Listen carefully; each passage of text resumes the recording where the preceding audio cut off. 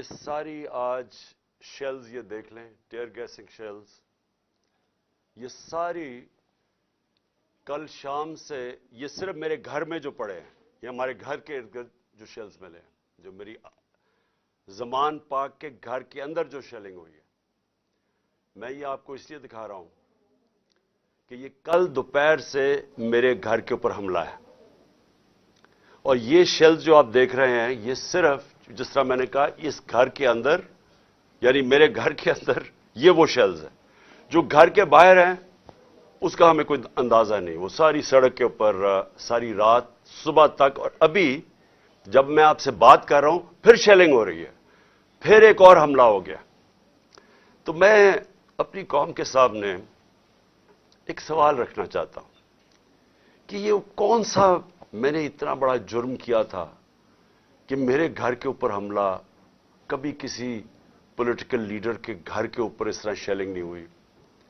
اور وہاں عورتیں تھیں، ہمارے نوجوان تھے، ان کے اوپر جس طرح اٹیک کیا گیا، اس کی کوئی تو کیا وجہ تھی؟ میرا جرم کیا تھا؟ جرم یہ تھا، ذرا میں آپ چاہتا ہوں غور سے سنیں میرا جرم کیا تھا. ایک کیس لگا ہوتا ہے توشہ خانہ کا، جو توشہ خانہ کا کیس میرے اوپر ایک الزام لگایا گیا، اور شکر ہے اللہ کا کہ وہ الحق ہے، وہ توشہ خانہ کا سب کے سامنے اب ریکارڈ آ گیا.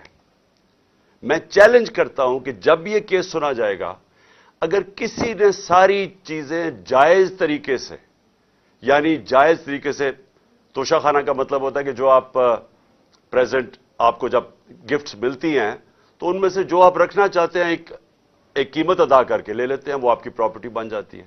یہ توشہ خانہ ہے، اور یہ 70 سال سے یہی ہے. اور یہ جو کہتے ہیں کہ وہ اچھا جی وہ آپ کو کوئی بڑا تحفہ ملا تھا، اسٹیٹ گفٹ، جو آپ چیز خریدتے نہیں ہے توشہ خانہ کی، وہ آکشن ہو جاتی ہیں، وہ کوئی عجائب گھر میں نہیں رکھی جاتی. تو میرے اوپر پورا انہوں نے میڈیا ٹرائل چلوایا، اسی کے اوپر کیس کر دیے.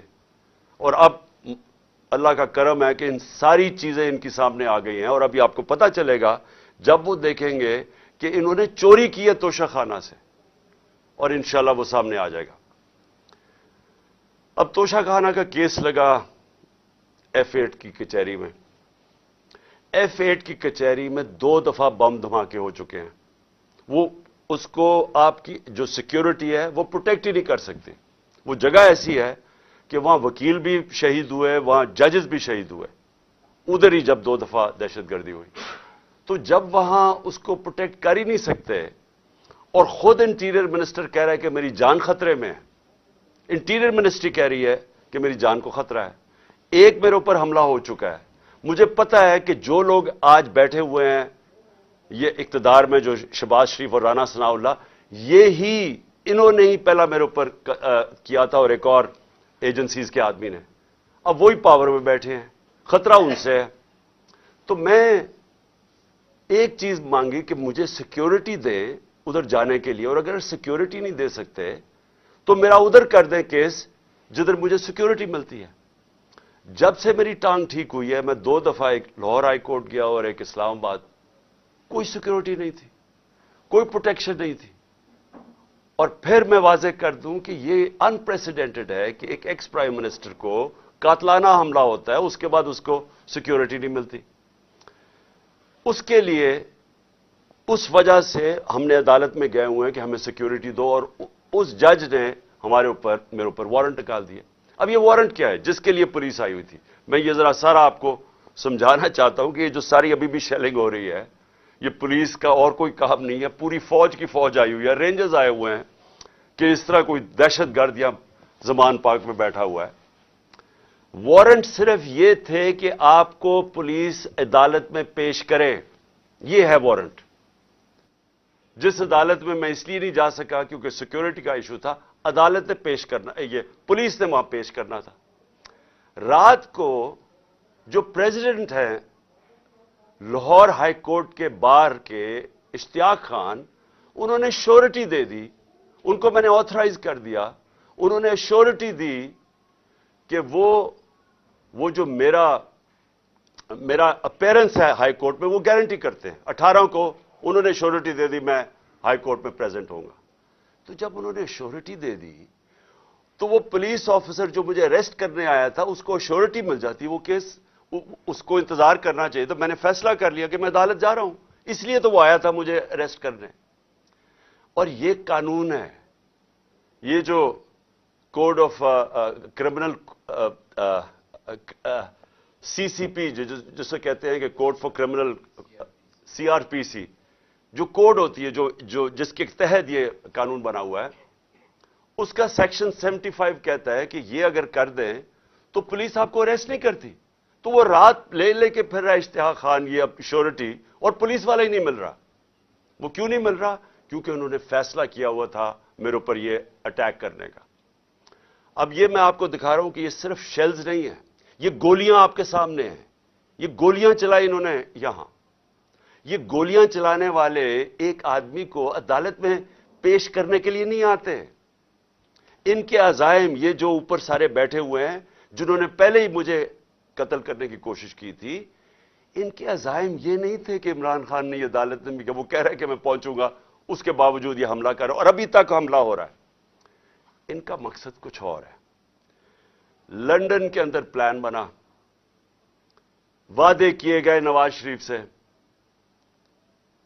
وعدہ یہ کیا گیا کہ اگر ہمیں بیک کریں گے تو میں آپ کو یہ کر کے دوں گا جس میں عمران خان کو جیل میں ڈالوں گا، PTI کو ختم کروں گا، نواز شریف کو سارے کیسز ختم کروں گا. یہ پلان تھا پورا. یہ پلان بڑی دیر سے پتہ ہے، میں بتاتا جا رہا ہوں آپ سب کو. اس پلان کے تحت یہ گیم چل رہی تھی. کیوں میرے ورکرز اس طرح جس طرح انہوں نے یہ دفاع کیا زبان پاک کی، میں تو کیا ان کو 2 دفعہ کہا، میں نے کہا دیکھو یہ میں کوئی انتشار نہیں چاہتا، میں چاہتا ہوں میں چلا جاتا ہوں، بیگ میرا پیک تھا. لیکن سارے کارکنوں کا کیا مسئلہ تھا؟ ان کو پتا تھا کہ جب سے ہماری حکومت گئی ہے ہمارے لوگوں کو تشدد کیا گیا جیل میں. کسٹوڈیل ٹارچر کہتے ہیں اس کو. جیل کے اندر تشدد کیا گیا. اعظم سواتی، شہباز گل، ہمیں پتہ ہے ارشد شریف سے کیا ہوا، ہمیں پتہ ہے سوشل میڈیا کے لڑکوں سے کیا ہوا، اور ہمیں پتہ ہے کہ وہ درویش، وہ جو اسپیشل انسان تھا جس کے پاس پیار کے علاوہ کچھ تھا ہی نہیں، ذل شاہ سے کس طرح انہوں نے اٹھایا اور اسے تشدد کر کے قتل کر کے سڑک پہ پھینک گئے. تو وہ سارے فکر کر رہے تھے کہ دیکھیں اگر انہوں نے یہ آپ سے لے گئے ایک دفعہ آپ کو تو یہ آپ سے بھی یہ کریں گے. اس لیے انہوں نے رات سے وہ مقابلہ کر رہے ہیں ان کا، صرف اس وجہ سے. سو میں آج یہ پوچھنا چاہتا ہوں، میں وہ جو اپنے آپ کو نیوٹرل کہتے ہیں ان سے پوچھنا چاہتا ہوں کہ مجھے یہ بتائیں کہ رینجرز کو بھیجنے کا کیا کام تھا؟ میرے دیوار کے اوپر رینجرز چڑھ رہے تھے، اندر آنے لگے تھے. یہ میں کون سا جرم کیا کہ رینجرز کو یہاں اٹیک کروایا میرے اوپر؟ اور جب رینجرز اور ہمارے لوگوں کا آمنا سامنا ہوگا تو کیا کوئی قوم سمجھے گی کہ ہماری اسٹیبلشمنٹ نیوٹرل ہے؟ اور کیا یہ کرنا چاہیے کہ رینجرز یعنی فوج کو اور عوام کا آمنا سامنا کروانا چاہیے؟ جب TLP آ رہی تھی اسلام آباد کی طرف تو مجھے تب آرمی چیف نے کہا تھا کہ ہم بالکل فوج کو سیولینز کے سامنے نہیں لے کے آئیں گے. تو اب کیوں آ رہی ہے؟ کیا وجہ ہے؟ کون سا جرم ہے؟ کیا جرم کیا میں نے؟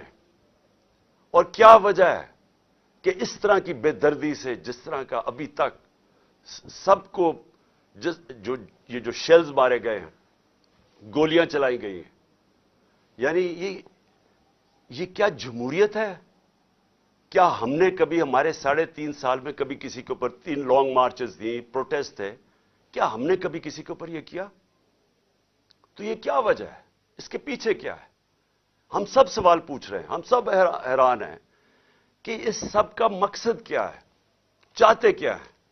کیا یہ وہ ساری وہی ایک تسلسل ہے کہ کسی طرح تحریک انصاف کو دیوار سے لگاؤ، لیکن اس سے بھی زیادہ عمران خان کو مائنس کرو بیچ میں سے، اس لیے پکڑنے آئے تھے؟ اور دیکھیں میں آج اپنی ساری قوم کے سامنے کہہ رہا ہوں کہ دیکھیں میں نے پوری کوشش کی ہے جب سے میری گورنمنٹ گرائی گئی ہے کہ کوئی میری وجہ سے اس ملک میں انتشار نہ ہو. ہم نے سارے پرامن 70 جلسے کیے، سب پرامن. جب کوئی انتشار کا وقت آتا تھا، جب انہوں نے اسی طرح ہمارے اوپر ظلم کیا 25 مئی کو پچھلے سال، میں نے کینسل کیا، میں نے اس کو ختم کر دیا دھرنے کو، کیونکہ مجھے ڈر تھا کہ اب انتشار کی طرف جا رہا ہے۔ اس کے بعد 26 نومبر لاکھوں لوگ جمع تھے وہاں اس وقت پنڈی میں۔ ہمارا پلان تھا اسلام آباد میں جا کے دھرنا دینا، لیکن جب میں نے ماحول دیکھا جو انہوں نے پولیس جمع 30,000 پولیس جمع کی ہوئی تھی، تو مجھے پتا تھا پھر یہ تو جان کے چاہ رہے کوئی کلیش ہو، تو میں نے وہ کینسل کر دیا۔ ہم نے 8 مارچ کو ایک پرمیشن لی ہوئی تھی، انہوں نے ہمیں شام کو پولیس نے پرمیشن دی تھی کہ اپنی الیکشن ریلی جو ہم نے اپنی 30 اپریل کی الیکشن کے لیے کرنی تھی، پرمیشن ملی ہوئی تھی، روٹ اپرووڈ تھا۔ صبح لوگ آ رہے ہیں اور دیکھ رہے ہیں پولیس کھڑی ہوئی ہے اور پولیس کے جتھے کھڑے ہوئے ہیں اور لوگ ریلی کے لیے آ رہے ہیں، اور ایک دم پتا چلتا ہے کہ دفعہ 144 لگا دی جاتی ہے۔ کس وجہ سے؟ الیکشن جب ڈیٹ اناؤنس ہو جائے، آپ الیکشن ریلی کے خلاف دفعہ 144 کیسے کر سکتے ہیں؟ وہ بھی کیئر ٹیکر گورنمنٹ۔ اور اس کے بعد شیلنگ شروع ہو جاتی ہے، جس طرح اب آتے ساتھ اس شیلنگ، ڈرانا، دھمکانا، مارنا، اور اس میں ضلع شاہ کا جس طرح قتل کیا گیا۔ تو اس کے بعد جب اگلے دن ہم نے وہ کیا، پھر سے انہوں نے جب بین کیا اور ان کا خیال تھا کہ ہم پھر سے ریئیکٹ کریں گے، میں نے پھر کینسل کیا، کیونکہ مجھے پتا تھا ہمارے لوگوں کو غصہ تھا جو ضلع شاہ سے، سب اسے پیار کرتے تھے، تو اس لیے ہم نے کینسل کی، ہم نے پوسٹ پون کی تاکہ کوئی انتشار نہ ہو۔ اب مجھے بتائیں، رات سے جب مجھے پتا چلا کہ اچھا یہ وارنٹ آ گئے ہیں تو چلیں میں شیورٹی دے دیتا ہوں، وہ بانڈ سائن کر دیتا ہوں میں اس کے ساتھ، اشتیاق خان کے ساتھ، پریزیڈنٹ لاہور بار ہائی کورٹ بار ایسوسی ایشن، تو پھر کیا چیز رہ گئی تھی؟ کیا وجہ ہے؟ ابھی تک حملے ہو رہے ہیں، عدالت کے اندر ہمارا کیس پڑا ہے، عدالت میں ہم گئے ہوئے ہیں اسلام آباد میں اور لاہور میں، اور ابھی تک یہ شیلنگ رینجز نے پھر اٹیک کر دیے۔ اور مجھے ابھی بھی نہیں سمجھ آئی کہ میرے گھر کی دیواروں سے کود کے اندر آ رہے تھے، کیا کوئی کمانڈو ایکشن کرنا تھا کہ عمران خان کو پکڑ کے لے جانا تھا؟ یہ کیا مذاق کر رہے ہیں اس ملک کے ساتھ؟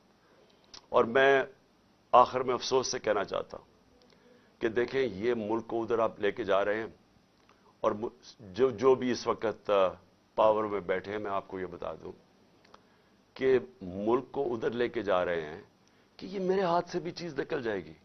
اب یہ جو لڑکوں نے، یہ تھوڑے سے تھے، جس طرح انہوں نے وہاں کھڑا ہو کے ٹیئر گیسنگ سب کے باوجود، اتنی بھاری پولیس کی نفری اس کے سامنے کھڑے ہوئے ہیں، صرف اس خوف سے کہ چیئرمین کو اٹھا کے لے جا کے یہ پھر جیلوں میں تشدد کریں گے، اور خوف یہ ہے کہ انہوں نے قتل کرنے کی کوشش کی تھی اور یہی اب جیل میں لے کے جا رہے ہیں۔ کسی کو اعتماد نہیں ہے ان مجرموں کو، یہ جرائم پیشہ لوگ ہیں، کسی کو ان کے اوپر اعتماد نہیں ہے۔ تو میں سوال یہ پوچھتا ہوں کہ جو اس وقت اقتدار میں بیٹھے ہیں، جو پاور میں ہیں، جو پاور کنٹرول کرتے ہیں پاکستان کی، اور وہ یہ نہیں ہے یہ جو رانا ثناء اللہ اور یہ جو شہباز شریف ہے جن کے پاس پاور ہے، کیا کوئی فکر ہے آپ کو پاکستان کی؟ کیا آپ کو فکر ہے کہ یہ ملک جا کدھر رہا ہے؟ کیا آپ کو فکر ہے کہ میں اگر آپ جب بھی مجھے پکڑ لیں گے کیا ہوگا؟ جیل میں چلا جاؤں گا، زندگی موت اللہ کے ہاتھ میں ہے، عزت ذلت اس کے ہاتھ میں ہے، کیا کر لیں گے آپ؟ اور زیادہ پارٹی طاقت میں آئے گی، لیکن اس کا جو نتیجے میں جو رد عمل آئے گا، وہ کیا فائدہ ہوگا پاکستان کو؟ کس کو نقصان ہوگا؟ جس ملک کی معیشت ابھی بیٹھ چکی ہے، بھی بیکاروں کی طرح پیسے مانگتے پھر رہے ہیں، ملک سکڑتا جا رہا ہے، مہنگائی آسمانوں پہ ہے، مہنگائی ایسی مہنگائی پاکستان کی تاریخ میں نہیں آئی، تنخواہ دار طبقہ پس گیا ہے، بیچاروں کے پاس اس وقت حالات یہ ہیں کہ ان کا 2 ہفتے کے اندر ان کے پاس تنخواہیں ختم ہو جاتی ہیں۔ اس ماحول کے اندر انتشار پھیلانا، کیا یہ کوئی پاکستانی سوچ رکھے؟ یہ تو کوئی دشمن ایسے کرے ملک کے ساتھ، تو یہ ہمارے ہاتھ سے گیم نکل جائے گی۔ یہ جو حرکتیں ہو رہی ہیں، یہ میری، اب یہ جو باہر لڑکے ہیں یہ میری نہیں سن رہے، جب ان کے اوپر یہ انتشار ہو رہا ہے اور یہ جو شیلنگ ہو رہی ہے، وہ میری نہیں اب بات سنتے، وہ اب میرا کوئی کنٹرول ان کے اوپر نہیں ہے، اور جس طرح کی اب بمباری اور یہ سب کے ہاتھ سے نکل جائے گا۔ اس لیے میں کہنا چاہتا ہوں اپنی عدلیہ سے سب سے پہلے کہ دیکھیں امید صرف اب ہمیں آپ پہ رہ گئی ہے. یہ جرائم پیشہ لوگ جو گورنمنٹ میں بیٹھے ہیں یہ تو کوشش کر رہے ہیں کہ 80 کیسز کر دیے ہیں, یہ تو کیسز بڑھتے جائیں گے. یہ تو کوئی کبھی ایک عدالت کبھی دوسری عدالت, ان کی تو کوشش ہے کہ میں الیکشن نہ لڑوں, یا میں کسی جیل میں چلا جاؤں, اور یا سارا وقت الجھا رہا ہوں کیسز میں کہ کبھی ایک وارنٹ نکل رہا ہے. تو ہمیں تو صرف امید عدلیہ سے ہے, اور دوسری ہم امید لگا رہے ہیں اپنی جو اسٹیبلشمنٹ ہے اس ملک کی کہ کیا آپ کا انٹرسٹ پاکستان میں ہے یا نہیں ہے. تو یہ جو تماشا ہو رہا ہے اس کو بند کریں, ملک کا سوچیں. یہ جو بھی پلان ہے لنڈن کا اس کے اوپر نہ کام کریں. یہ ملک تباہی کی طرف جا رہا ہے, اور میری اپیل ہے آپ سب سے کہ اب اس ملک کا سوچیں. اب جن کا جینا مرنا اس ملک میں ہے, ہمارے تو کوئی باہر نہیں جانا, میں تو کوئی لنڈن نہیں جانا جس طرح یہ سارا ٹبر اٹھ کے چلا جاتا ہے, یا دوسرا اٹھ کے وہ باہر چلا جاتا ہے. ان کی تو باہر پراپرٹیز اربوں ڈالر ہے, ہمارا تو جینا مرنا یہاں ہے.